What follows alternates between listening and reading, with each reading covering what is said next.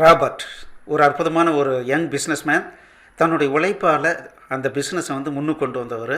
எந்த விஷயத்தையும் சீக்கிரமாக ஏற்றுக்க மாட்டார். அப்படி ஏற்றுக்கிட்டாருன்னா அதை பிஸ்னஸில் கொண்டு வந்து அந்த பிஸ்னஸுக்கு பாசிட்டிவாக ஏதாவது கண்டிப்பாக பண்ணுவார். அடுத்தது பார்த்திங்க அப்படின்னா ராம் ஒரு நல்ல சாஃப்ட்வேர் இன்ஜினியர். ரொம்ப சீக்கிரத்தில் எல்லா பிரச்சனைக்கும் சொல்யூஷன் கொடுக்கறதுல இவர் ரொம்ப திறமைசாலி. அடுத்தது பார்த்திங்கன்னா நெட்வொர்க் இன்ஜினியர் ரஹீம். இவர் பார்த்திங்கன்னா நெட்வொர்க் இன்ஜினியர் மட்டும் இல்லை, புதுசாக என்னென்ன டிவைஸ் வந்திருக்கு, அது எதுக்காகலாம் பயன்படுது அப்படின்றத பற்றி அனலைஸ் பண்ணுறதுல ரொம்ப அவர் ஆர்வம் காட்டுவார். அதே சமயத்தில் லாஜிக்கல் திங்கர். ஒரு பிரச்சனை அப்படின்னா இப்படி பண்ணலாமா அப்படி பண்ணலாமா அப்படிங்கிறதெல்லாம் யோசிக்கிறதுல ரொம்ப கில்லாடி. இவங்க 3 பேரும் ஃப்ரெண்ட்ஸ். அடிக்கடி மீட் பண்ணி நிறைய உபயோகமான விஷயங்களை பற்றி பேசுவாங்க. இன்றைக்கி என்ன பேசுகிறாங்கன்றதை பார்க்கலாம் வாங்க. எக்ஸலண்ட். போன கிளாஸில் ராபர்ட் என்ன ப்ராப்ளம் சொல்லியிருந்தாருன்னா சர்க்கிள் ஆஃப் நம்பர்ஸ். ஸோ 10ன்னு ஒரு நம்பர் கொடுத்துட்டாருன்னா, ஒரு ஸ்டார்டிங் நம்பர் கொடுத்துட்டாருன்னா, ஃபார் எக்ஸாம்பிள் n வந்து 10, ஃபஸ்ட்டு நம்பர் அப்படிங்கிறது வந்து 5ன்னு கொடுக்குறாங்கன்னு வச்சுக்கோங்களேன். ஸோ நம்ம செகண்ட் நம்பர் கண்டுபிடிக்கணும். செகண்ட் நம்பர் அப்படிங்கிறது இந்த 10 அப்படிங்கிறத சர்க்கிளில் வந்து 0விலேருந்து 10 ஈக்குவலாக பிரித்து 0விலேருந்து 9 வரைக்கும் வரும். சப்போஸ் இது வந்து நான் 15ன்னு கொடுத்தேன்னா என்ன வரும், 0விலேருந்து 14 வரைக்கும் நம்பர் இருக்கும். ஸோ இப்போ என்ன கொஷின்னா, ஃபஸ்ட்டு நம்பர் கொடுத்தாங்கன்னா அதுக்கு ஆப்போசிட்டில் இருக்கக்கூடிய நம்பர் என்னன்னு கண்டுபிடிக்கணும். ஃபார் எக்ஸாம்பிள் 8ன்னு கொடுத்தா என்ன வரணும், 3ன்னு கண்டுபிடிக்கணும். இதுக்கு எப்படி பண்ணுவீங்க அப்படின்னு ராபர்ட் வந்து கேட்டாப்பில் ராமும் ரஹீமும் டிஸ்கஸ் பண்ணிவிட்டு ரொம்ப ஈஸியாக இதுக்கு சொல்யூஷன் கொடுத்தாங்க. அதே மாதிரி நம்மளுடைய சப்ஸ்கிரைபர்ஸும் நிறைய பேர் கரெக்டான ஆன்சர் கொடுத்தாங்க. ஸோ எப்படி சால்வ் பண்ணீங்க, இது எப்படி பண்ணுவீங்க அப்படின்னு சொல்லி ராபர்ட் வந்து கேட்கும்போது ராம் வந்து சொல்கிறாப்புல, இது ரொம்ப சிம்பிள் சார். இது என்ன அப்படின்னா ரிமைண்டர் அப்படின்னு நம்ம சொல்லுவோம். அதாவது இப்போ வந்து 10 ஒரு 15ங்கிற நம்பரை நான் 10ஆல் வகுத்தேன் அப்படின்னா எவ்வளோ மீதி அப்படின்னு பார்த்தோம்னா 10ங்கிறது ஒரு முறை அடங்குது, மீதி 5. அப்போது இதுதான் என்னென்னா ரிமைண்டர்னு சொல்கிறோம். இதுதான் என்ன ரிமைண்டர்னு சொல்கிறோம். ஃபார் எக்ஸாம்பிள் இப்போது 25 24ன்னு கொடுக்குறாங்க. அப்போ என்ன அது 10ஆல் வகுத்தோம் அப்படின்னோம்னா 2 முறை வகுப்படுது, மீதி 4 அப்படின்றது அர்த்தம்.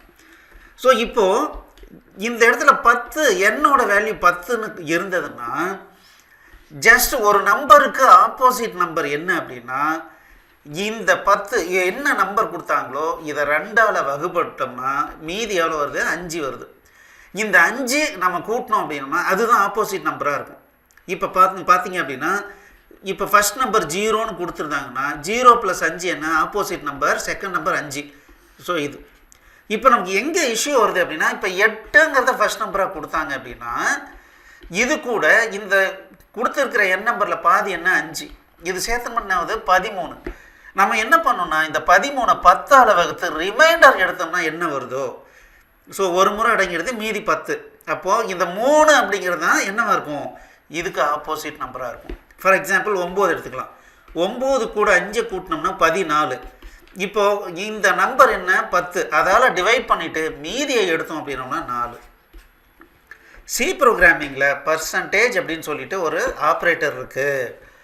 ஸோ அந்த ஆப்ரேட்டர் யூஸ் பண்ணி ஒரு நம்பருடைய ஆப்போசிட் நம்பர் கண்டுபிடிச்சி இந்த ஆப்ரேட்டர் வழியாக நம்ம ஐடென்டிஃபை பண்ணி எடுத்துட்டோம் அப்படின்னோம்னா அதுதான் என்னவாக இருக்கும், ஆப்போசிட் நம்பராக இருக்கும். அப்போ பார்த்தீங்க அப்படின்னா n இருக்குது, f இருக்குது. அப்போது s அப்படிங்கிறது என்ன அப்படின்னா ஃபஸ்ட்டு நம்பர் ப்ளஸ் n/2. இதில் பாதி என்னவோ அது.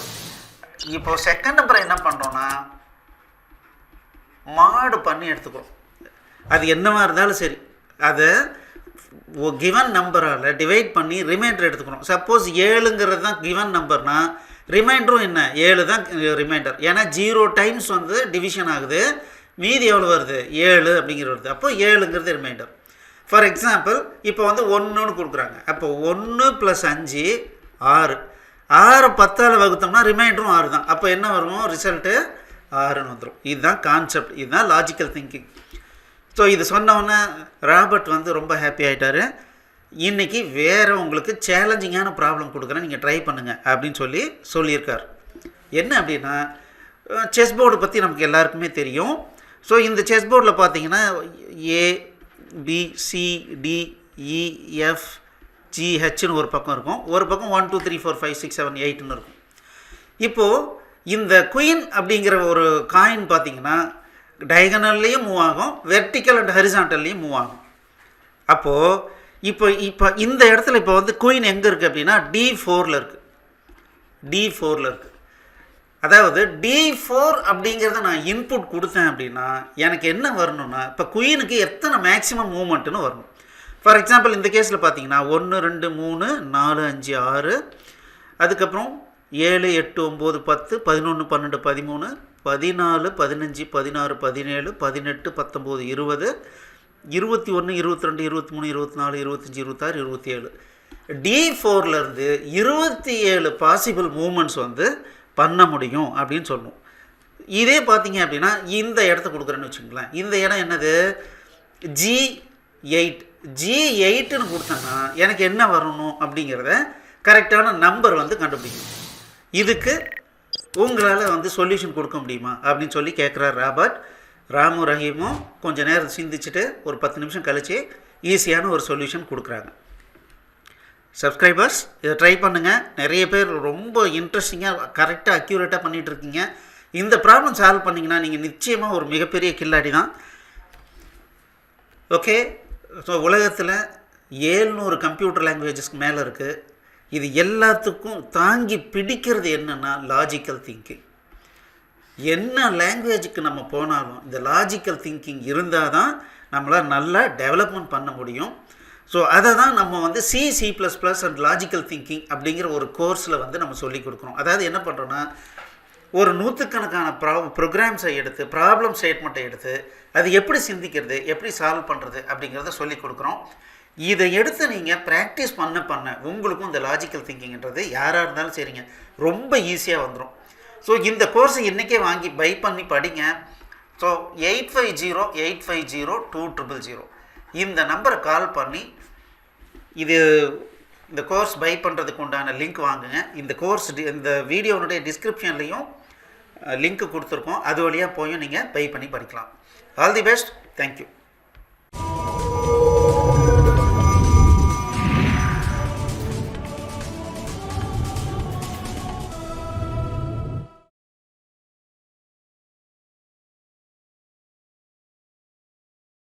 இந்த வீடியோ உங்களுக்கு பிடிச்சிருந்ததுன்னா எங்களுடைய யூடியூப் சேனலுக்கு முதல்ல சப்ஸ்கிரைப் பண்ணிக்கோங்க. இந்த வீடியோவை லைக் பண்ணுங்கள், ஷேர் பண்ணுங்கள். மேலும் இந்த யூடியூப் சேனலில் பார்த்தீங்க அப்படின்னா நிறைய கோர்சஸ் போட்டிருக்கோம். நீங்கள் என்ன பண்ணலாம் அப்படின்னா எங்களுடைய வெப்சைட் அட்ரஸ்க்கு வந்தீங்க அப்படின்னா அதில் ஃப்ரீ கோர்சஸ் அப்படின்னு சொல்லிட்டு எல்லா யூடியூப் கோர்சஸையும் லிஸ்ட் பண்ணியிருக்கோம். உங்களுக்கு பிடிச்ச கோர்ஸை நீங்கள் வந்து ஸ்டார்ட் பண்ணி ப்ளே பண்ணலாம். நன்றி.